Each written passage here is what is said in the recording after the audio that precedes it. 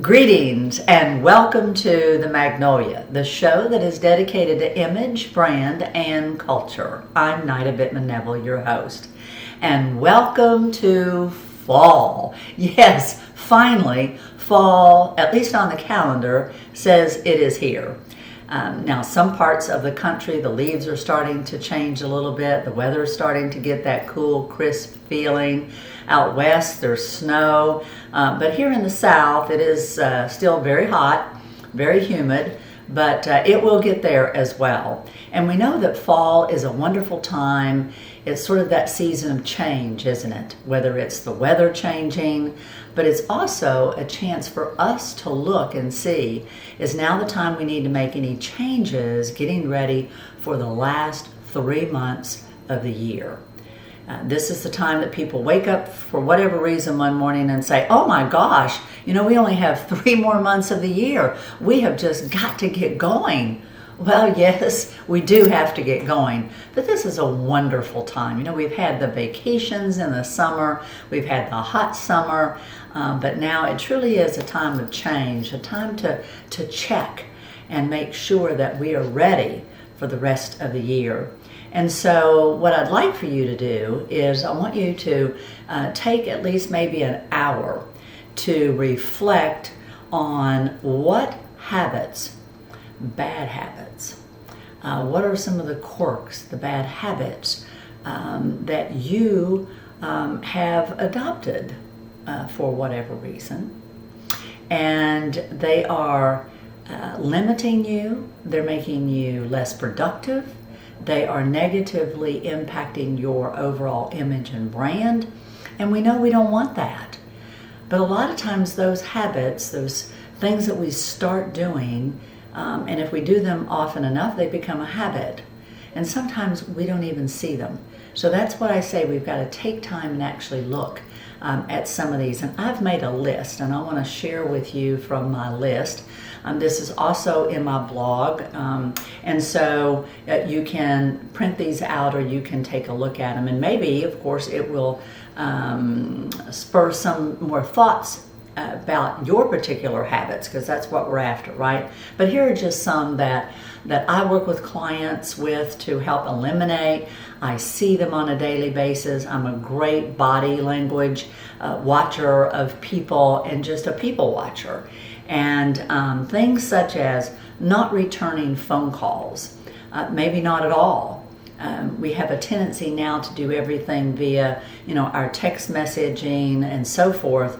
But if somebody does take the time to call, and it's not a robot call or something like that, or a sales call, those annoying things, but it really is somebody that needs to talk with you, make sure you make a note of that and you give them a call back.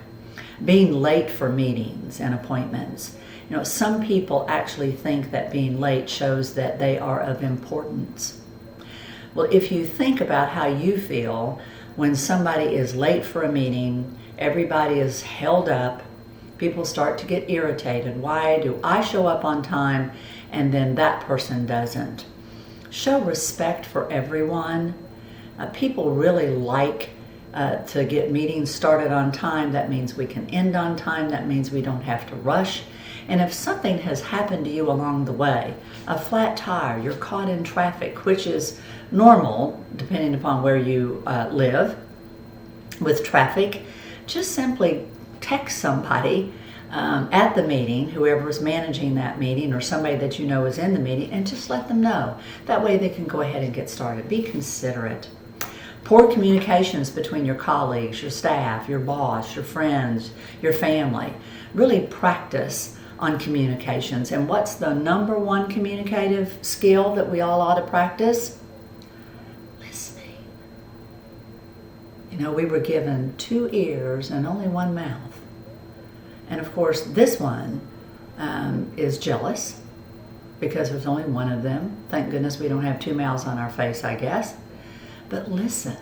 It should be 80% listening and 20% talking, because you can miss something really, really important if you don't listen. A lack of clarity about expected goals, sales goals, operational goals. You've got to share them You've got to share the vision. If you're a business owner, a manager, or a supervisor, you've got to continually share what the vision and the mission is. We've got to remind employees how they make an impact on those goals, on the mission, and on your long-term vision. Not attending to paperwork. Remember the age-old statement, you're supposed to touch a piece of paper once? That's when you either open the mail, that is when you open an inter-office piece of mail, whatever it is, you should touch it once, and it either goes in a trash can or it goes in a file. I am a huge file folder nut. It helps me be organized. It helps to make sure that this piece of paper doesn't get hooked to some other piece of paper that's loose, and then maybe they go in the trash, and possibly it was a very important piece of paper. Handling mail more than once, I've mentioned that one. Talking instead of listening. Working long days, no exercise, no breaks. It tells a number of things. One, if you continue to work long hours, that tells your boss you can't really get things done, or you're a procrastinator. You need to leave, you need to have time with your family, you need to get some fresh air, you need to exercise, you need to move every hour, and if you have a Fitbit or some type of watch, or on your phone that can set an alarm every 50 minutes and then get up, you've got to look away from the screen, you've got to exercise, you've got to stretch, if nothing else. Socializing too much, either on the telephone, at the water cooler, on your text messaging, you're spending way too much time doing that. And so there are many more important things than those messages, I can assure you. Eating at your desk 5 days a week. We know that every once in a while, for whatever reason, you're going to need to eat at your desk. But it doesn't have to be 5 days a week. Again, you're continuing to sit, you're not moving around, people aren't seeing you, you're not being engaged, etc. So get out and about, especially in the fall. This is a great time to take a walk. Even if you're not eating, take a walk. Having that cell phone glued to you and having you have to look at it every time it dings. Now, if you are expecting a call and you're in a meeting, whether it's a friend, a family, or whatever member, let them know. I apologize for having my phone very close to me during our time together, but my friend is in the hospital, or I'm on call right now and I'll need to step away in order to take that call. And be polite. If you do have to take a call or if you do have to answer a message, step away. It is so distracting and very, to me, why bother having me to come and have lunch with you if you're going to spend more time talking to whomever it is that's texting you or calling you or whatever.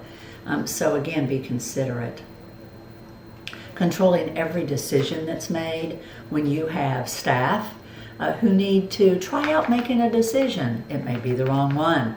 But remember, when you were coming up, somebody gave you the opportunity to make decisions, and sometimes they may not have been the right ones, or they needed a little bit of assistance, but that's how we all learn, right?